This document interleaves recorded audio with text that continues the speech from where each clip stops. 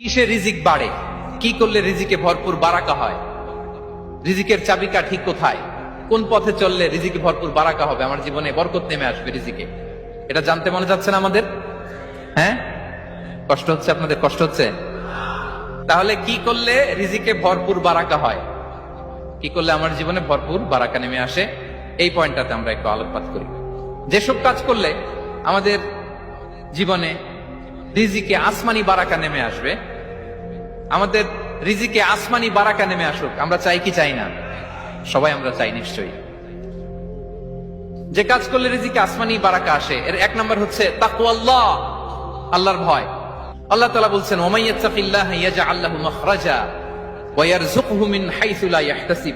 যে আল্লাহকে ভয় করে, যে আল্লাহ সচেতন, আল্লাহ তাকে মাখরাজ, মাখরাজ মানে কি জানেন? ওই যে এক্সিট লেখা না এদিকে, এই এক্সিটকে আরবিতে বলে মাখরাজ, মানে কোথাও আটকাবেন না, বের হওয়ার রাস্তা আছে, কোথাও আটকাবেন না, বের হওয়ার রাস্তা আল্লাহ তাআলা অ্যারেঞ্জ করে দিবেন। You will have the way out from crisis.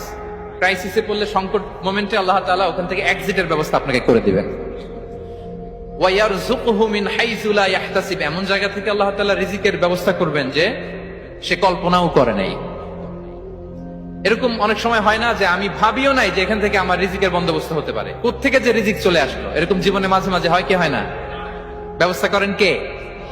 যারা আল্লাহ তাআলাকে ভয় করে, যারা আল্লাহ সচেতন, তাদেরকে আল্লাহ তাআলা স্পেশাল রিজিক দিয়ে ধন্য করেন। তাকওয়াল্লাহ। পুরো কোরআনের মূল শিক্ষা কি,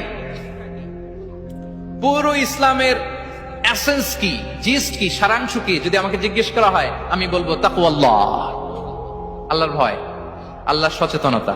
আল্লাহ is watching me, Allah is observing me. Allah তাআলা আমায় দেখছেন, আমি যাই করি না কেন, দরজা বন্ধ করে, জানালা বন্ধ করে, সব বন্ধ করেও যদি করি, পৃথিবীর সবার চোখ ফাঁকি দেয়া গেল, আল্লাহর চোখ ফাঁকি দেয়া যায়? পুলিশের চোখ ফাঁকি দেয়া যায়, সিকিউরিটির চোখ ফাঁকি দেওয়া যায়, আমার সাথে বন্ধুদের চোখ ফাঁকি দেওয়া যায়, ফাঁকি দেওয়া যায় না একটা মহান সত্তার চোখ। তিনি কে? এই যে সেন্সেশন, অনুভূতি, দিস ইজ তাকওয়া। এই অনুভূতিটার নামই হচ্ছে তাকওয়া, যে আমি যাই করি, যেভাবে করি, যখন করি, কেউ দেখে না, কিন্তু দেখে কে? কেউ যেটা দেখে না সেটা দেখে কে? দিস ইজ তাকওয়া। এই তাকওয়ার চর্চা যার মধ্যে আছে, তার রিজিকে বারাকা নেমে আসবে। আমরা যেন তাকওয়ার চর্চা করি, আমাদের ছেলে মেয়েদের জন্য এটা শেখাই যে কেউ দেখে না বাবা, কিন্তু আল্লাহ দেখে। ছোটবেলা থেকে যদি আমাদের সোনামণিদের ব্রেইনে এই তাকওয়াল্লাহ নামের এই সফটওয়্যারটা ইনস্টল করে দেই, আর কোনোদিন সে বিপদগামী হবে না, পথচ্যুত হবে না। ওই ছেলেকে দিয়ে আর পৃথিবীতে অন্যায় করানো যাবে না, সে পাপ কাজ করবে না, সে অন্যায় কাজ করবে না, সে অন্যের রাইটস নষ্ট করবে না, সে দুর্নীতি করবে না, সে ঘুষ খাবে না, সে সুদ খাবে না। শুধু দুর্নীতি দমন কমিশন দিয়ে দুর্নীতি বন্ধ করা যায় না, এই তাকওয়া আল্লাহর সফটওয়্যার ইনস্টল করে দিতে হবে। তাহলে এক নাম্বার হচ্ছে তাকওয়া। আল্লাহর ভয় যেন আমরা আমাদের হৃদয়ে রাখি।